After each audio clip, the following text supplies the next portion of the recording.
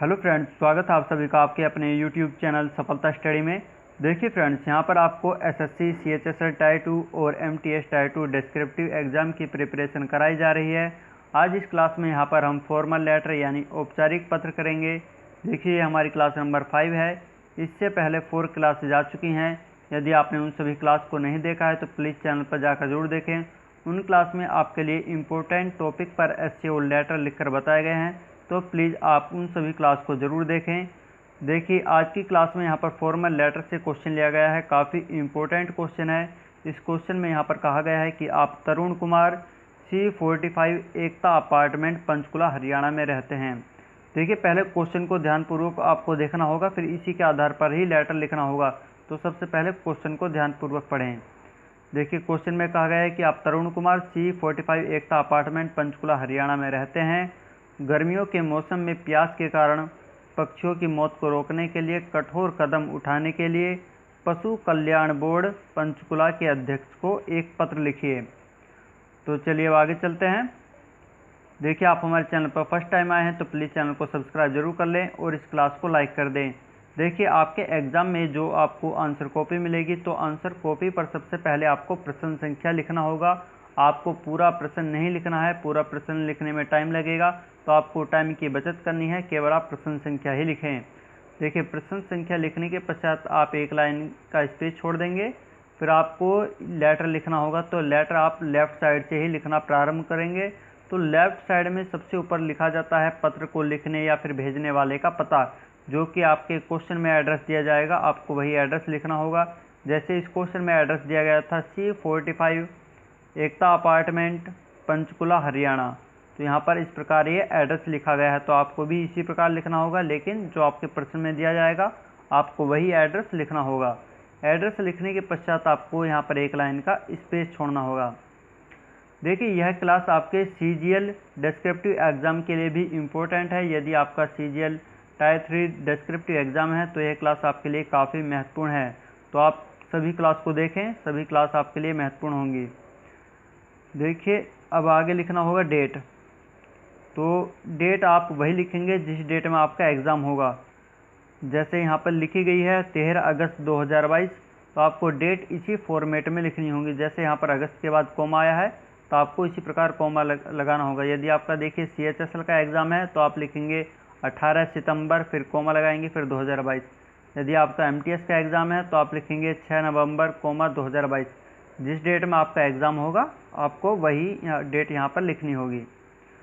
फिर देखिए डेट लिखने के पश्चात फिर अब आपको यहाँ पर एक लाइन का स्पेस छोड़ना है। देखिए जहाँ पर आपको लाइन का स्पेस छोड़ना है आपको बताया जा रहा है, तो आप इस बात पर खास ध्यान दें। इसके पश्चात देखिए आपको लिखना होगा पत्र को प्राप्त करने वाले का पता, जो कि आपके क्वेश्चन में दिया गया है उसी के अकॉर्डिंग यहाँ पर लिखना है। जैसे क्वेश्चन में कहा गया था कि पशु कल्याण बोर्ड के अध्यक्ष को पत्र लिखिए, तो यहाँ पर लिखेंगे आप सेवा में, फिर लिखेंगे अध्यक्ष पशु कल्याण बोर्ड पंचकुला हरियाणा। आपको इसी प्रकार लिखना होगा। फिर इसके पश्चात आपको एक लाइन का स्पेस छोड़ना है। एक लाइन का आप स्पेस छोड़ेंगे, फिर आपको लिखना होगा विषय। आप विषय लिखेंगे। देखिए जो आपको क्वेश्चन दिया जाता है उसमें जो मेन पॉइंट है आप यहाँ पर विषय के रूप में लिख देंगे। जैसे यहाँ पर लिखा गया है कि पक्षियों की मौत को रोकने के लिए आवश्यक उपाय, तो ये आप विषय लिख देंगे। फिर इसके पश्चात आपको एक लाइन का स्पेस छोड़ना होगा। देखिए फॉर्मल लेटर है, केवल फॉर्मल लेटर में ही विषय लिखा जाता है, इनफॉर्मल लेटर में नहीं लिखा जाता है। आने वाली क्लास में आपको इनफॉर्मल लेटर भी कराए जाएंगे, क्योंकि आपके एग्ज़ाम में फॉर्मल या फिर इनफॉर्मल किसी से भी क्वेश्चन पूछा जा सकता है, तो आपको दोनों लेटर की तैयारी करनी होगी। तो देखिए आप यहाँ पर विषय लिखने के बाद एक लाइन का स्पेस छोड़ेंगे, फिर आपको लिखना होगा महोदय, और महोदय के साथ ही आपको कोमा भी लगाना होगा। जैसे यहाँ पर कोमा लगाया गया है तो आपको इसी प्रकार लिखना होगा। महोदय लिखने के पश्चात आपको लाइन छोड़ने की आवश्यकता नहीं है। तो महोदय लिखने के बाद देखिए आपके जो लेटर है इसकी मेन बॉडी स्टार्ट होगी, जिसे आपको 3 अनुच्छेद में लिखना होगा। तो आप फर्स्ट अनुच्छेद लिखेंगे, लाइन के स्टार्टिंग में थोड़ा सा स्पेस दे देंगे, फिर आगे लिखेंगे फर्स्ट अनुच्छेद में कि मैं यह पत्र गर्मियों में मासूम पक्षियों को होने वाली परेशानियों की ओर आपका और पशु कल्याण बोर्ड का ध्यान आकर्षित करने के लिए लिख रहा हूँ। तो ये आपका फर्स्ट अनुच्छेद हो जाता है। फिर देखिए आपको जहाँ पर आपकी लाइन कंप्लीट होगी तो आपको एक पूर्ण विराम यानी फुल स्टॉप जरूर लगाना होगा। इसके पश्चात आपको नेक्स्ट अनुच्छेद लिखना है। तो देखिए सेकंड अनुच्छेद लिखने के लिए आपको फर्स्ट अनुच्छेद के बाद लाइन छोड़ने की आवश्यकता नहीं है, केवल आप फर्स्ट अनुच्छेद जहाँ पर आपका कंप्लीट होगा उसी के डायरेक्ट सीधे नीचे वाली लाइन में ही आगे लाइन में थोड़ा सा स्पेस छोड़कर सेकंड अनुच्छेद लिखना होगा। जैसे यहाँ पर लिखा गया है कि तेज़ी से शहरीकरण और तापमान में अभूतपूर्व वृद्धि के कारण पक्षियों के पीने के पानी के प्राकृतिक स्रोत समाप्त होते जा रहे हैं, पूर्ण विराम लगाएंगे। आगे लिखेंगे कई क्षेत्रों में कुछ किलोमीटर के दायरे में पानी का एक भी स्रोत नहीं है, फिर आप पूर्ण विराम लगाएंगे। फिर आगे लिखेंगे कि इससे पक्षी बुरी तरह से पीड़ित होते हैं और निर्जलीकरण और तेज़ धूप से गर्मियों के कारण मर जाते हैं, फिर आप पूर्ण विराम लगा देंगे। यहाँ पर ये आपका सेकंड अनुच्छेद कंप्लीट हो गया है। देखिए सभी स्टूडेंट को बताया जा रहा है जिनका टायर फर्स्ट क्लियर हो गया है तो आप सभी तैयारी करें, सभी टायर 2 की तैयारी करें और इसमें बेहतर स्कोर लेकर आएँ जिससे आपका सिलेक्शन हो पाए। तो सभी स्टूडेंट अब अपने टायर 1 के मार्क्स ज़्यादा ना देखें उस पर, जिससे आपका क्लियर हो गया है तो आप टायर 2 की तैयारी में लग जाइए। तो चलिए देखिए सेकंड अनुच्छेद कंप्लीट होने के पश्चात आपको थर्ड अनुच्छेद लिखना है। तो इसके लिए भी आपको लाइन छोड़ने की आवश्यकता नहीं है। सेकंड अनुच्छेद के बाद केवल आप लाइन के स्टार्टिंग में थोड़ा सा स्पेस देंगे। फिर आगे लिखेंगे कि मैं एक पक्षी प्रेमी हूँ और इन जीवों की मदद करने और लोगों में जागरूकता फैलाने के लिए विभिन्न गैर सरकारी संगठनों के साथ मिलकर काम कर रहा हूँ, पूर्ण विराम लगाकर आगे लिखेंगे कि मैं आपसे पूरी ईमानदारी से निवेदन करता हूं कि इस मुद्दे के समाधान के लिए आवश्यक कदम उठाएं, फिर आप पूर्ण विराम लगा दें। यहाँ पर आपका थर्ड अनुच्छेद कंप्लीट हो जाता है।